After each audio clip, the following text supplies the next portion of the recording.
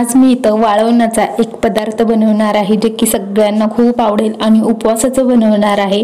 बटाटा वेफर्स खूप सोपी पद्धत आहे आणि पांढरे शुभ्र असं इथं आपले बटाटे वेफर्स बनवून तयार होतील। तर खूप झटपट होणारी रेसिपी आहे। चला तर मग व्हिडिओला सुरुवात करूयात। त्यासाठी मी इथं बटाटे घेतलेले आहेत।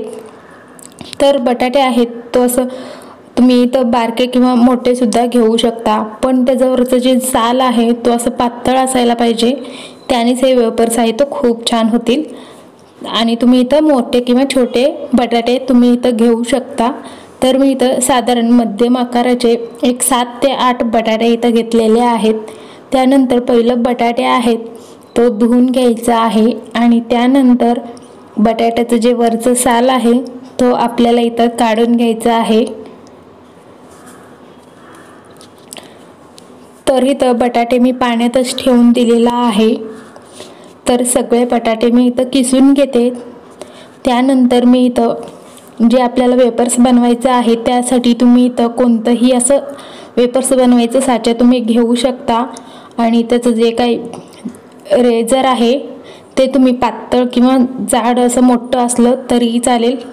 तुम्हाला कोणतं आवडायचं आहे किंवा कोणतं बनवायचं आहे ते तुम्ही बनवू शकता।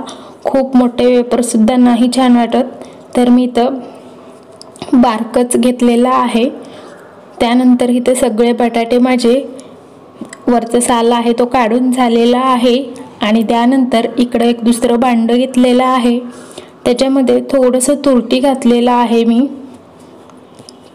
तर तुरटी आहे तो त्याचा असं बारीक कुठून पावडर केलेला आहे तो याच्यामध्ये घालायचं, म्हणजे आपले बटाटे आहेत तो असं काळपट दिसणार नाही, पांढरे शुभ्र असं दिसतील। त्यानंतर तुम्ही बघू शकता मी डायरेक्ट असं पाण्यामध्येच हे बटाट्याचे वेफर्स आहे तो बनवून घेत आहे।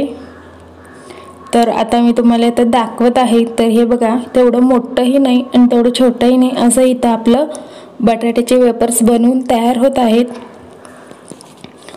तर तुम्हाला इथं कोणतं मोठं किंवा थोडंसं जाडसर किंवा थोडंसं बारीक असं वेफर्स बनवायचं आहे तसं तुम्ही ठेवू शकता।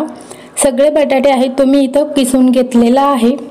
तर ह्याच पाण्यामध्ये रात्रभर असंच ठेवून द्यायचं आहे। तर हे तुरटीच्या पाण्यामध्ये मी हे वेफर्स आहेत तो रात्रभर असंच ठेवून दिलेला होता आणि दुसऱ्या दिवशी सकाळी हे सगळं पाणी आहे तो काढून दुसरं पाणी सुद्धा घेतलेलं आहे। आणि त्यानंतर आता इथं सकाळी आपल्याला वेफर्स बनवायचं आहे, त्यासाठी कढईमध्ये पाणी गरम होण्यासाठी ठेवून दिलेलं आहे। कढईमध्ये चवीपुरतं मीठ घालायचं आहे आणि आणखीन थोडंसं याच्यामध्ये तुरटी घालायचं आहे, म्हणजे बटाट्याचे वेफर्स पांढरे शुभ्र होतील। पाण्याला इथं उकळी आलं की आपण ह्याच्यामध्ये जे किसून घेतलेले बटाटे आहेत तो ह्याच्यामध्ये सगळं घालायचं आहे आणि असं हलवून घ्यायचं आहे। तर गॅस आहे इथं मोठंच ठेवायचं आहे। तर एकूण इथं टाईम आपल्याला एक 7 ते 8 मिनटं लागणार आहेत, कमी थोडं जास्त वेळ सुद्धा लागू शकतो।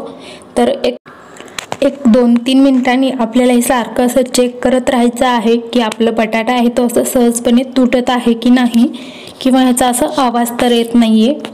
तर मी एक 3-4 मिनिटाला असं चेक करत आहे। तर मला इथं साधारण एक 7 ते 8 मिनटं एकूण लागलेले आहेत आणि सतत याला 2-2 मिनिटाला असं हलवून घेत आहे। तर हे बघा, इथं आपले बटाटे आहेत तो असं पूर्णपणे शिजून तयार झालेला आहे। तर ह्याचा आवाज सुद्धा येत नाहीये आणि इथं कट केल्याशिवाय हे तुटतही नाहीयेत।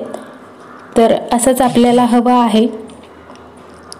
तर आता इथं एक गाळणी घेतलेला आहे, त्यामधलं हे बटाटे आहेत तो सगळं पाण्यामधलं ह्याच्यामध्ये काढून घ्यायचं आहे आणि त्यातलं सगळं पाणी आहे तो काढून घेतल्यावर गरम असतानाच हे वेफर्स आहे एकदा कापडावरती किंवा कोणत्याही पॉलिथिनवरती तुम्ही हे असं वाळवून घेऊ शकता।